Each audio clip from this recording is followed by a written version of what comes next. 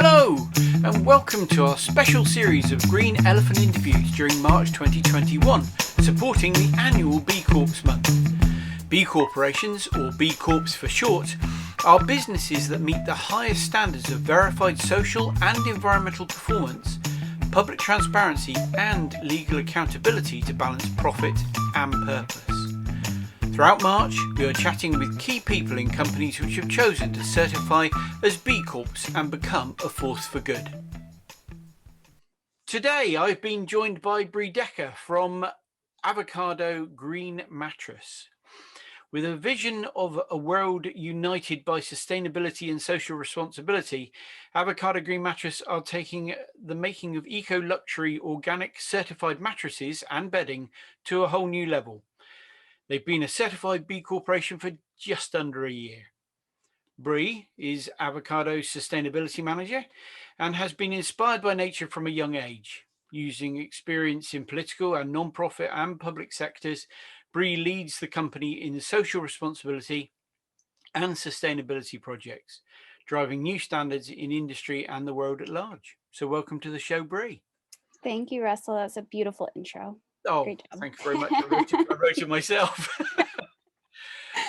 Just give us a little bit of context. We'll call you Avocado from here on in because Avocado Green Mattress is quite a mouthful to say each time. Avocado, where are you based? So the corporate headquarters, we have some corporate headquarters in Hoboken, New Jersey, and then our manufacturing facilities are in California, where we also have corporate offices. A lot of the team works remote, including myself, and I'm in Chattanooga, Tennessee.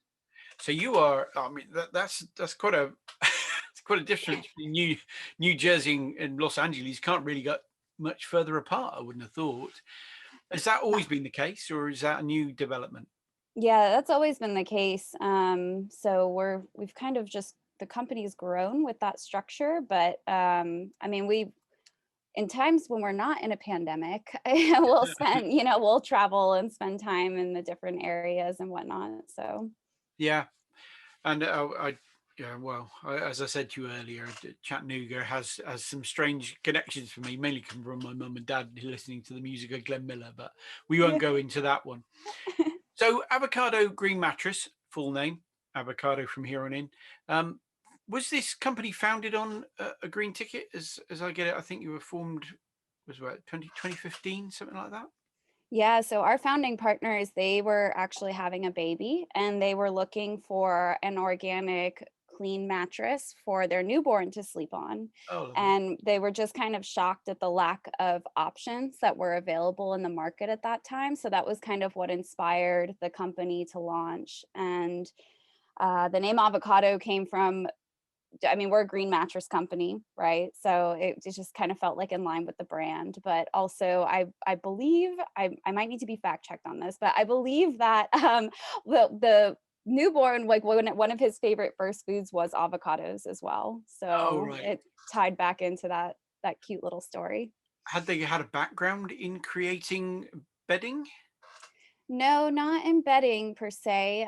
They had gone down a number of different business ventures prior, so they were used to working Used to together. But doing this that, was kind of a new venture for them, and then just got linked up with really well connected individuals within the industry as well, and it took off from there. It's brilliant how these things um, come about. You just so can't find a mattress, so I'll make one. Um, Right. kind of, kind of, yeah. All right, it's a bit strange. Yeah. So they were obviously very interested in the health and well-being and comfort of their child. Um, so it was born on this green credentials, but the word green is so difficult. What does green mean to the company? Oh, I mean, that's such a loaded question, right? Oh, Because it can mean so many things. I mean, you talk about what a sustainability manager does, oh, and it can be everything. What my role looks like at Avocado can be something entirely different within different organizations. So, I think for us, I mean, I started with Avocado at the very beginning of the company. I was one of the first employees that they brought on. And so from the start, there was always a huge focus on sourcing responsibly made and organic materials, Yeah. right? That was, even before we started growing and scaling, that was a main focus. In the 4 years that have followed since I've been on with the organization, the mission has just continued evolving and transforming at a pretty staggering pace, which is cool. So, that encompasses everything from different types of certifications like B Yep. Corp, which is how we got connected, Made Safe, Global Organic Textile Standard, FSC, climate neutral, just a plethora of them that represent all different areas of the business, from the product to the operations and the supply chain. And then looking at, everything from our operations, like what do we do with returned products, right? Like, do Hmm. those go to the landfill, which Oh, most mattresses do? No, we yeah. get them donated. Making sure that we're giving back to the communities in which we operate. So donating 1% of all of our revenue to back to 1% for the planet, engaging our employees around volunteer campaigns, strategically reacting to some of the things that were happening in this country and around the world last year, like COVID and the social unrest that we saw in a lot of areas. Um, Purchasing portions of our supply chain so that we have more transparency and Yeah. control over what's happening overseas, and really just, you know doing everything that we can, but still recognizing that there's so much more that we can still do is kind of where it goes, right? Yeah, well, I think you're absolutely right. I was speaking to somebody else, which will another interview that we'll see on the show in March, um, and she was saying, we can't be perfectly sustainable. It's not possible really, because at some Mhm. point or another we will need to waste something, and if we were, it's a very difficult balance to be found. And the B Corporation, you mentioned all those certifications, and it is quite a bewildering collection. We'll put links to your website, and your social in our show page when this goes out, and people can see for themselves. You've got a raft of certificates. Yeah, and there's more in the pipeline. So So why are they so important? Why is certification so important to you?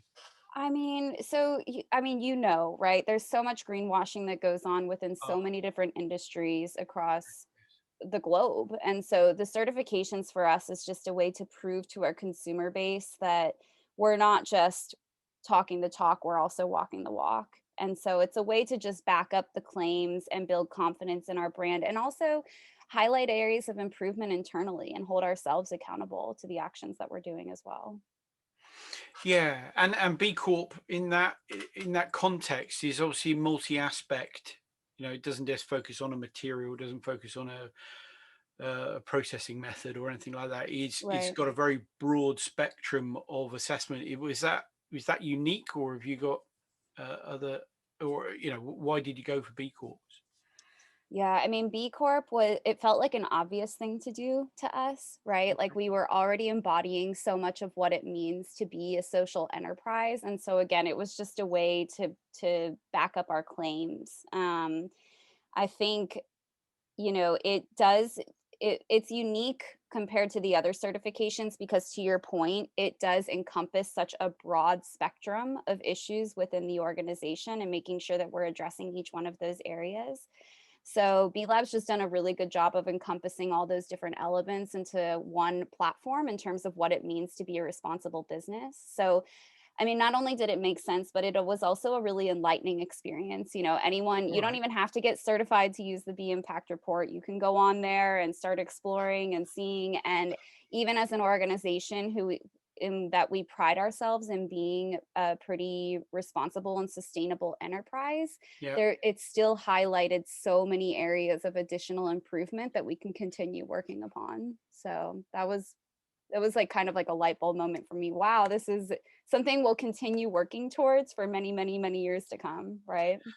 Well, that brings me beautifully on to the vision, the probably one of the most challenging visions I've ever read of a company. I read it in the intro, but it's a world united by sustainability and social responsibility. Now, obviously, that's not achievable alone.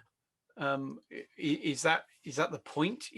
How do you aim towards a vision like that of a that's painted for you? Yeah, it's a great question. I mean, I think what we're seeing happen in a lot of cases is that consumers are waking up. You know, they want the companies that they're purchasing from to be acting more responsibly. So by going down these radical, I mean, I wouldn't even say radical, but by going down these paths where we're providing our consumer base with really transparent information about the products that they're purchasing and the company that they're purchasing from, we're almost forcing other companies to follow suit, Yes. Yeah. right? So I think that's like one of the main areas where we feel like that mission is possible, just because if I don't know, I mean, if everyone, if consumers start to get accustomed to that type of transparency and that type of business structure, then they're going to start asking those questions of other organizations that they purchase from as well. Yeah. Yeah. And so the vision is one to inspire not just your company, but to inspire all, essentially inspire your competitors to meet you there, sort of Exactly. thing. Yeah. No, that's really inspirational. I like that. And so obviously um, one of the other things I noticed on your site is you've got the climate neutral badge, certified climate neutral. Could you just because that's quite a it's quite a challenging claim in itself when you're a manufacturer, when your Hmm. organization delivers services low impact. It's a lot easier for us to find a climate neutral badge or a climate or net zero or something like that. But Hmm. climate neutrals, that must have been tough. Yeah. I mean, it's an undertaking for sure. I'm in the process that this will be our third year recertifying with them. I mean, we haven't even been in business that long, so we've been climate neutral for most of the years that we've been in business. And but the great thing about it is that the folks at Climate Neutral have done a really good job of creating a platform that makes that process accessible to brands, because to go in and perform traditional LCAs and to do those measurements and stuff, I mean, one, it's super time consuming, it's really expensive, and a lot of times you get data that you don't necessarily know what to do with, right? So the climate neutral calculator is it's a really great tool to kind of get like a baseline understanding of your impacts and be able to purchase offsets from there. And they've compiled that data using, data from they've made the tool using data from LCAs that have been done prior. Okay. And we've been happy to work with them and kind of that mission and making sure that we're offsetting all of our impacts when it comes to scope 1, scope 2, and scope 3 emissions. Okay. Well, so all of these, you know, form a great picture of a company that takes sustainability, social responsibility very, very seriously. Hmm. If we go back to the B Corp, what role did you have in the B Corp certification? I was the main project manager for that. So I worked internally and identified, different key players from each department and just made sure that we were moving things along. So What was it a challenging process? Well, what I'm trying to, for those people that aren't a B Corp, I do want to get across that, what was the experience of doing it for a company that was founded on green principles? yeah, I mean, I think it's such a good process to go through, and especially the younger you are as an organization. I've had a lot of companies reach out since then and ask me for advice, and oh, we're still in startup mode. Is this something we should pursue right now? And my answer is always yes. Yeah. Now is the time to do it, because especially as companies get more established and different norms and regulations and standards get put into place, it's a lot harder to roll back on those things and try to change what's already in motion. Not to say that it can't be done, right? It's still super possible. But for us, we were in kind of a unique position because we were such a new brand. And so I mean, we finally got the certification last year, but it took us like several years of working towards that to be able to do it, just in terms of making sure that we had things properly documented and Mm. policies rolled out and all that sort of thing. And so, it is really great to do at as soon as you can, as in the early stages of the business, because then you build the brand as a B Corp rather than backtrack and try to implement when things have already been set in place. So I for think, us, it yeah, wasn't super challenging, I don't think. It was more just like formalities and making sure that when B Lab asked for certain documentation, we had something to be able to show them.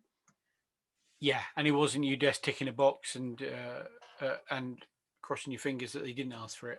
Yeah, exactly. Yeah, been there in other certifications. Um, so, is there a particular hot subject in your industry? One I'd like to go back to actually was your comment surrounding your supply chain.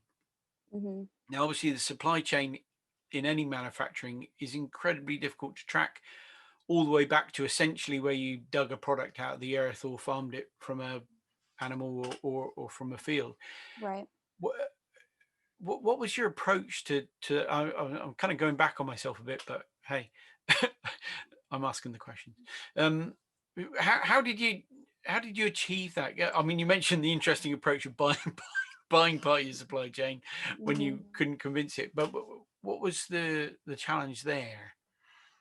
Yeah, I mean, I should rephrase what I said. Rather than buying our supply, I mean, we do own parts of our supply chain, but what we viewed it as was an investment, right? Because we were able to go into these communities also overseas that have been traditionally underrepresented and invest in their communities, give them technology that they need to better perform, provide Okay. social services so that they can get well-rounded medical and all that sort of thing too. So Wow. to us it felt like the obvious move. The more we can have control over the entire stage of our product, so that's from the beginning, from the supply chain all the way down to the end of the life, the better, because the more control we have, the more we can dictate exactly what goes on and know how, have the data to back Hand on the things heart up. sort of stuff. Yeah. Hmm. Yeah. Yeah, so it it's been really enlightening, just and it's been really enlightening because I've started to kind of break into the field, into the realm of working with our supply chains to get even more credentials in terms of certifications and learn more about that process. So I don't think I can speak too much to it right now, just because I'm still in the learning process. But Who it's isn't? been it's been really good. Yeah. Oh, yeah, that's great. So, there was three questions I like to ask all our interviewees. Now, we might have touched on these already, but let's just humor me for a moment. Okay. Why did the company? What was the reason? You've got so many certifications. Why did you become a B Corp? What drove them? You said it was just a natural response, just a normal thing, but just to pick up another one because it was easy for you to get. I'm being glib, of course. No, I mean, I think the logo says a lot, for consumers who are aware of what a B Corp is, which is becoming more popular and it's becoming more common. I mean, personally, yeah, especially after going through the process, when I see that logo on products, I'm like, okay, they're doing it right, Yeah, yeah, yeah. And so, yeah, I mean, again, I think it was just more a way to continue building brand confidence through our customers and making sure that we're operating not just with with the supply chain and with certain stakeholders of the business, but rather fully encompassing everyone who the business touches points with. Okay, yeah. Well, the final question in my collection is because I think we've answered very much whether certification is a walk in the park or not. Not Mm. really. The better prepared you are, and the earlier you do it. I do like the idea. I like the idea of a startup coming up and going, actually, I'm going to try and apply for B Corp, even though I don't produce anything. It becomes harder, I guess, Yeah. but to a certain extent, easier. There won't be so many open doors to you. But uh, can you put a finger on why you and the company value the B Corp movement as a whole, not just the certification and the brand, but what underlies it, what goes on within it?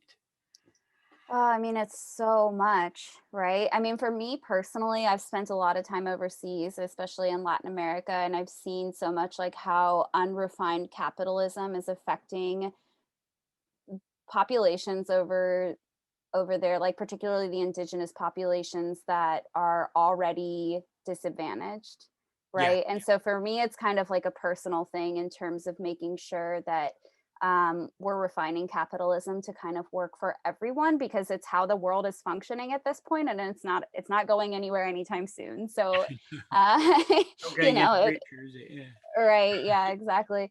I mean, for the company, um, I mean, I think it's just a super powerful movement that is going to continue inspiring different levels of systemic change, right? Like both at the local, the state, the national, and even the global level. So we're really excited to be plugged into the community, to start making connections with other businesses that are operating in a similar space, creating alliances. So, you know, through the B Corp movement, I've been introduced to a lot of political and like policy advocacy organizations. So we've been able to team up with other companies that are operating with similar mindsets and in similar spaces, and start to advocate for systemic change at some of Yeah. our roots. And so that's been a really powerful movement. And I just feel like the more that we all band together and kind of hold each other to these high standards, the more that other companies who maybe are not acting in such a responsible way are going to be forced to step it up, hopefully. The, It's the goal, the right? competitive advantage will be sustainability, not necessarily push Exactly. point or anything like that. Can I ask you, and you can declare, this isn't a political question, but obviously from the UK, we're watching watching what's gone on. It's been an interesting past 5 years, Yes. interesting past year. And without, asking any political viewpoints, what's your thoughts on Joe Biden's plans in the sustainability space? I haven't heard it from an American. Oh, I mean, we're obviously very excited about it.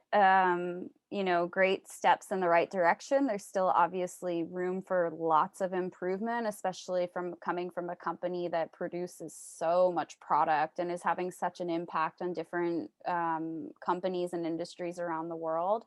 But it's obviously a great improvement from what we were dealing with the past 4 years and fighting I uphill was trying battles. not to draw you on that, but yeah. Yeah, that was not representing avocado. That was just my personal views, That's just for the fine. That's record. fine. Yeah, yeah, that's fine. So Well, yeah. you can listen back to our show as we looked on in some dismay as the Paris Agreement was left and then joined back again, and we were going, what is going on? And it all seemed a bit strange. Yeah. And out of America comes the B Corp, and out of the America comes Cradle to Cradle, and other Mhm. great movements that could potentially revolutionise.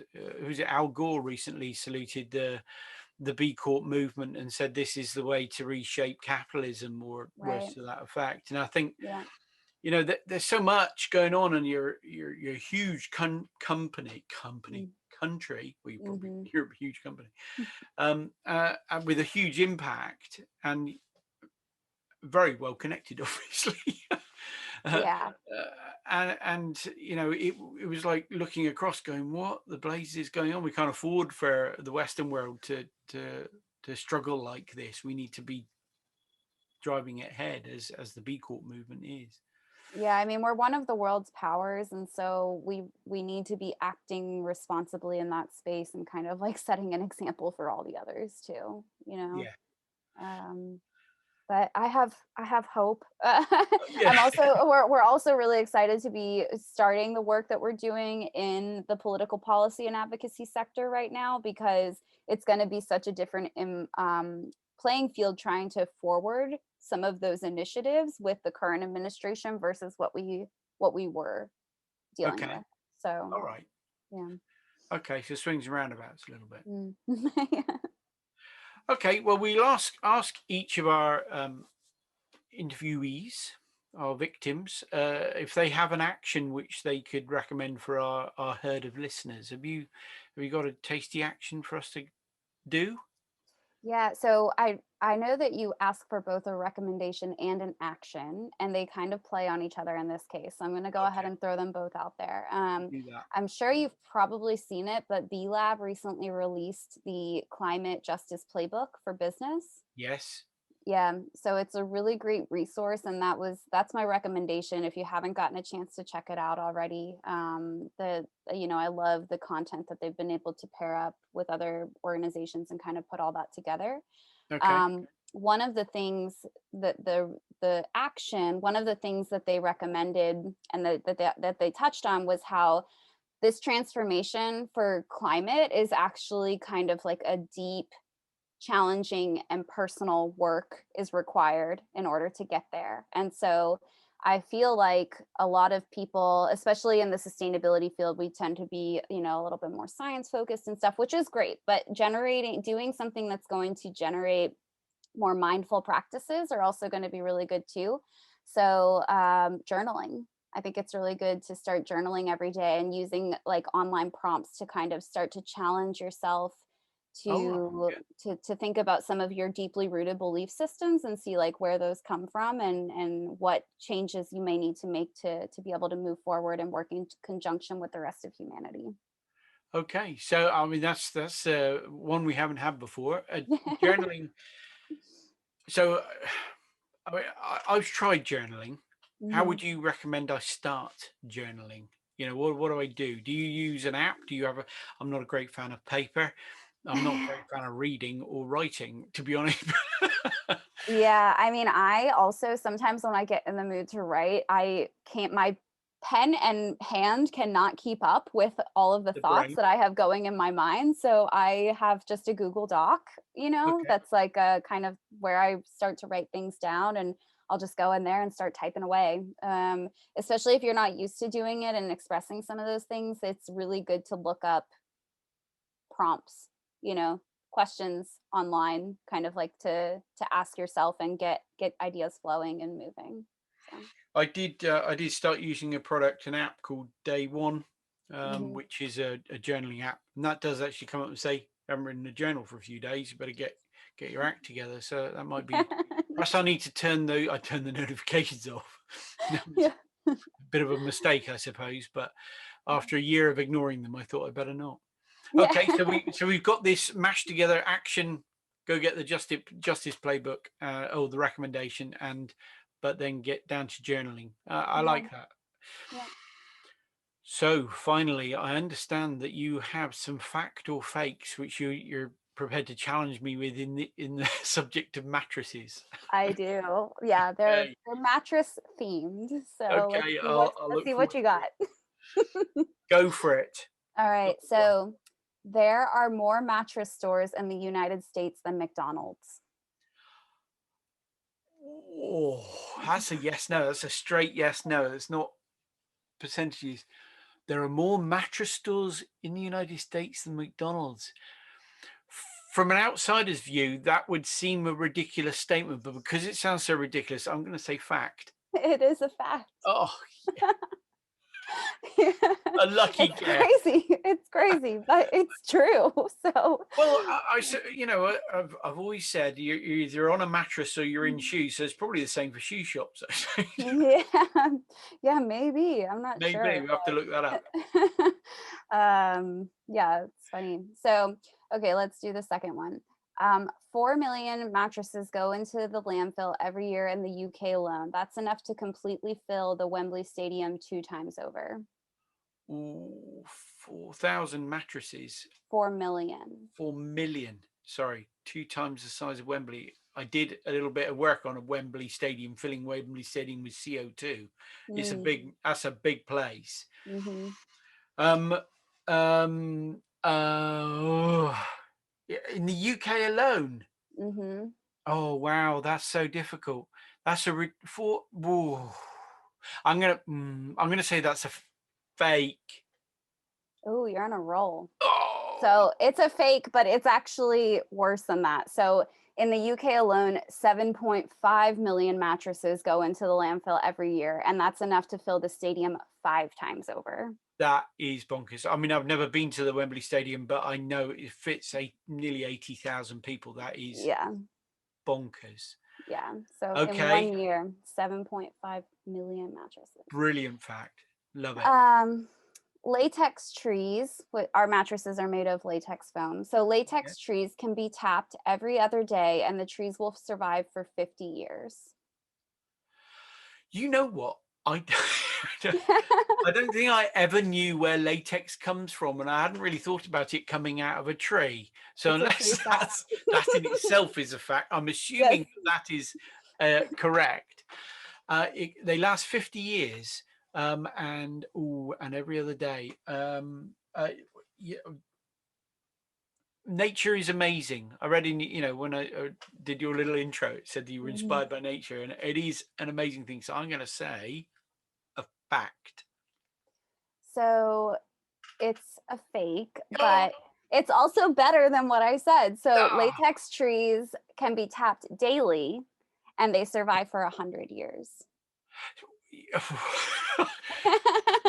What an incredible renewable resource. I mean, Yeah, I kind of always thought the latex in my head was a petrochemical produced something. I don't know. I don't think I I knew. mean, there is synthetically produced rubber, but a lot of latex comes from tree sap. So, And every day, and they can just basically wow. Well, yeah. hats off to nature. Yeah. I get a 2-1 win unless you've got any more for me. I have others actually. I have two more if you want Oh, them. go on, go on. Let's see if you can claw it back. Okay. So to make a queen size latex mattress, it will take a whole day's output of 12 acres of latex trees, rubber trees. To make a queen size. Yeah. So you have to Now, harvest 12 acres of trees to make one queen size mattress. but yeah, that's a lot of tree. Uh, um, okay, and just queen size. Is that one of the biggest mattresses that you? Yeah, king's the biggest, and then it's like the next Okay. size down. For us, queen, I think in the UK, queen is bigger than the king. Really? But Not surprising. we do have a queen. So Right. I'm going to say that. Oh, that sounds horrific. 12 acres. I'm going to say that is a fact. Correct. 12 acres. Yes. Yeah, That's so it's bonkers. wild. I know. It's crazy. Okay, so And although then you're tapping them every day, oh yeah, and we have a lot more than 12 acres. I bet. Over the lifespan of 100 years, those 12 acres of rubber trees that we had just talked about that's used Yeah. to make one queen size mattress will remove over 140,000 tons of carbon dioxide from the atmosphere. That 12 acres. Yeah, those 12 acres over their lifespan of 100 years will remove over 140,000 tons of carbon dioxide. I think this is an interesting one. Where people think that you grow a tree and you're going to save the world, and it takes a lot of trees to suck, and they have to get to an age before they become effectively sequestering Mhm. carbon. Those figures are difficult, and I don't know, so I'm going to call it a fact. Correct. Oh, Good job. You won. I am how did to be honest, on a true false where I was guessing. No, I was guessing all of those. It I was knew just they a would very be lucky win. unique. They're unique to the mattress industry, so I was like, oh yeah, these will be good. Yeah, I'll be. Yeah, we'll love sharing those with people because we share those on the social as well afterwards. So we'll enjoy sharing those because they are a unique insight to something I'd never even thought of. Yes. Well, with that stunning win on my behalf, but no defeat to you, mine was pure guesswork. I'd just like to thank you, Bri, for joining us today, and thank and wish you all the best with Avocado and its very very green endeavors. Thank you. We're happy to be here. I appreciate you hosting us. We really hope that you found this special B Corp Month episode both informative and entertaining. Make sure you don't miss any of the 31 interviews with B corporations who are striving to be a force for good. So make sure you subscribe to our podcast so you don't miss a thing, and don't forget to spread the word with others. If you have any questions about being or becoming a B Corp or any comments and suggestions about the show, please do get in touch. You can email studio@greenelephant.show or visit the website greenelephant.show or find us on Instagram, Facebook, LinkedIn, YouTube or Twitter by searching for Green Elipod or The Green Elephant Show. You can also review the show on Google and Apple Podcasts. Join us tomorrow and we hope you have a sustainable day.